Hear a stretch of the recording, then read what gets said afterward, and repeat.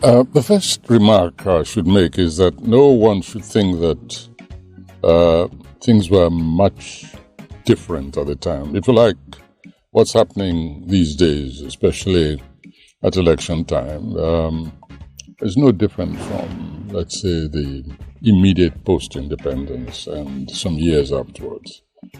It was politics by thuggery. And all this taking place in the midst of a pretense democracy. And supposed to be a federal constitution, federal political dispensation. On the one hand, there was what I considered very healthy rivalry between the various regions. So there was progress because it was creative rivalry.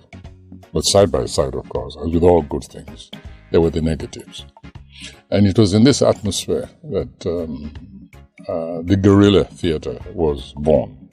I extracted the small, shall we say, combat troop from the larger and more sort of methodical 1960 marks, the parent company. And we did all kinds of sketches.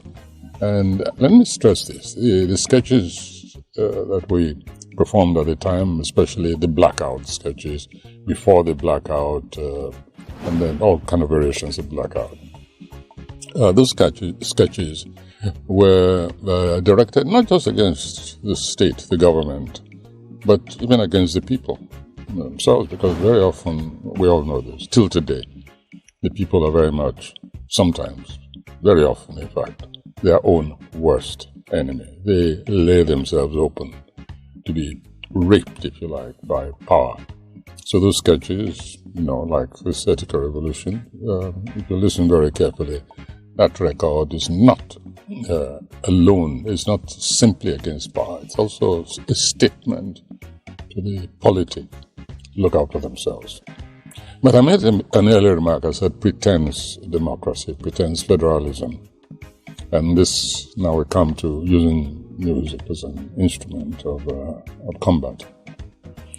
You had a situation where, under a democracy, a federal constitution, the center was closing down radio stations and even the one or two censoring television station which was coming out for quote-unquote Western Africa at the time. We're talking actually about like Lagos TV being shut down, or OGTV being shut down by federal might, simply because that region was under the opposition, which of course permitted critical voices, statements, commentaries, propositions against the state government.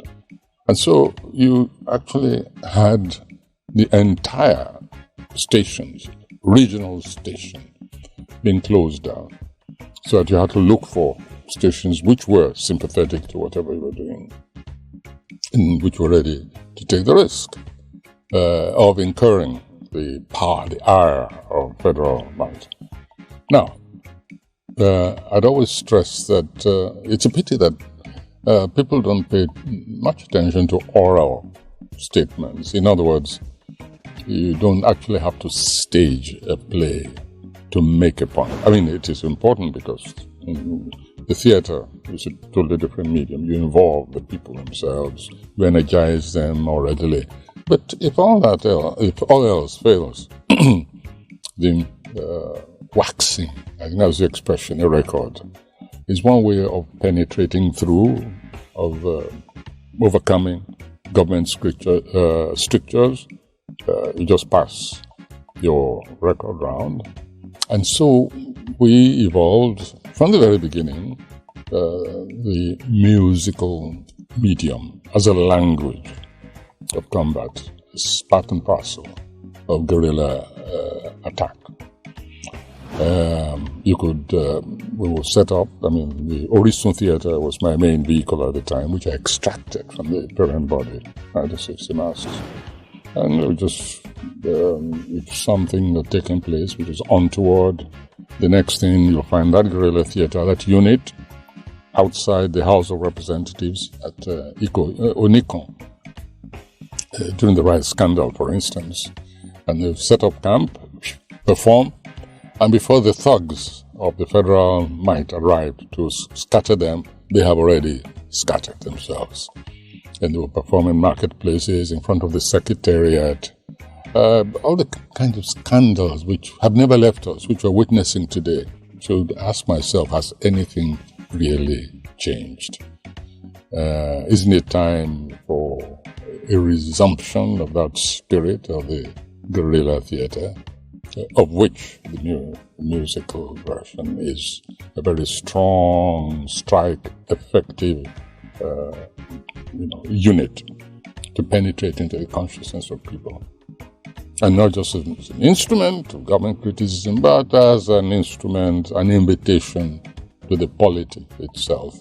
But something which can be done is making sure there's a permanent vehicle of criticism, of awareness, of public conscientization. And the best medium of that is music. And it's not original. Hubert Ogunde, for instance, let's go back a little bit. Hubert Ogunde was one of the greatest social critics through music. And when he was banned, he resorted to music, resorted to records.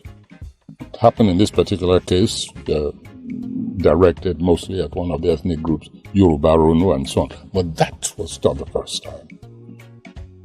Hubert Ogunde, for instance, during the British colonial period, he was also banned then. He put set events to music, strikes, the coalman strikes of the coal workers, miners' strike of Enugu, women's rebellion. I mean, he used those are real treasures of social commitment, social activism. So that medium is always there. And as I said, it doesn't have to be images. So it's there's nothing mysterious about it.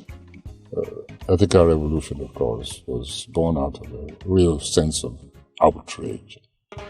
I mean, arson was commonplace. The moment there was any kind of audit going on in any building, up it went in flames magically overnight. The military just as bad, if not worse than the rest.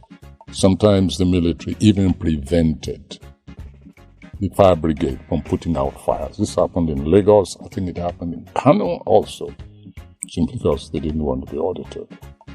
There were also things like rumbling of, shall we say, marijuana. I remember that distinctly.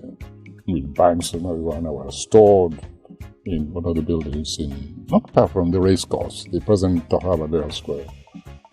And this was evidence of some kind of criminality. The next thing you knew, up in flames. And so one of the designs, if you remember, on the original sleeve of the record was a caricature of somebody who was also a legal luminary carrying the Olympic torch, but racing to go and set fire to the next target. It was that kind of atmosphere.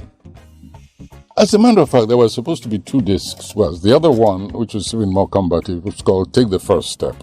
And I remember it was performed and also recorded by Jimmy Sholanke. I remember that very well. And we recorded it in OGTV studio just before it was closed down by the powers that be at the time. And this was a real marching mobilization beat tempo. It really was very martial. It was deliberate. And we performed it just once before OGTV was closed down. One we did in Radio Benin at the time. I can't remember what the name was, but it was in Edo State. Another attempt to record. But in this particular case, the Etike Revolution, I can't remember who it was who discovered this studio, which was willing to take the risk. It was like getting ready with 24-hour notice. It had to be just that one day. Oregon, studio was where we recorded it. And with whatever we quick, finish and get out of there, because the government, was aware of what was happening. And it was guerrilla warfare, if you like, as far as communication was concerned. And the one in Lagos you're referring to, which I remember vaguely, glad you reminded me of it. It was very, the picture, the image is coming slowly to mind. I'd forgotten all about it. But the one which I do remember most vividly, because that was pretty close. That was in Oyo State, Ibadan. Not the OGTV, the other station, in which I was actually cut off. It was doing a program and with an audience in the studio. And I think it was this same Adedibu at the time, who, together with the governor at the time, we discovered he was in the governor's lodge when he, this king of thugs, gave orders that I should be shut up on television. There I was, perorating away, and not knowing what was going on around me, but somehow somebody managed to get a note across to me in the podium there, and he said, "You've been cut off. Please get out of the studio as fast as you can." The studio was already surrounded by this man's thugs. Well, we didn't exactly go unprepared either. It was a question of changing gear. And but then this man was bringing reinforcements into the studio. And then a far more urgent message said, "Look, just come through this door. I know how to guide you all out."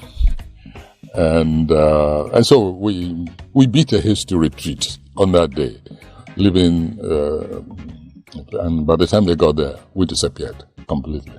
Well, it was that kind of, the artists at the time weren't just trained to be musicians, they were also trained to be survivors. Let me just put it that way.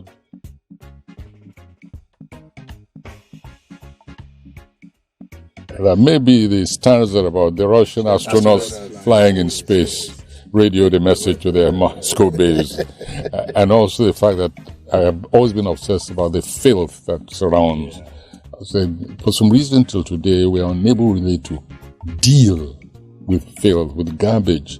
Garbage is a normal product of society. So it should be part and parcel of the creative strategies of governments, all the way down to local government, all the way down to the ordinary citizen with a sense of responsibility to his or her own community. So I think that, because that sort of, for me, signals a depressing aspect of what you might call the soul of a people, that you can, and garbage then becomes not just physical garbage, but even mental garbage, spiritual garbage, in the form of spurious spirituality, garbage, and also the exercise of arbitrary power. Garbage impedes. It's not just there, it's not that it's smelly, it actually impedes thinking, the human mind, productivity, creativity. Well, as I said at the beginning, I think it's time for another, a genuine revolution, but not only in ethics, ethical thinking, but cultural thinking.